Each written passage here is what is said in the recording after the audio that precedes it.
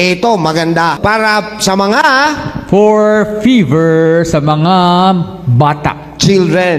Usually, pagka nilalagnat ang anak nyo, nag-iisip kayo, painumin ba ng gamot o hindi? Pakyan nyo, baka makatulong po ito.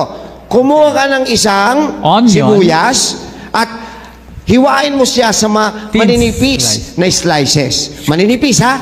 Maninipis. Oh. Tapos kumuha ka ng mga 2 o 3 slices ng manipis na hiniwa mo. Ikukuskus mo sa ilalim ng talampakan ng iyong anak for 2 minutes. Ha? Yes!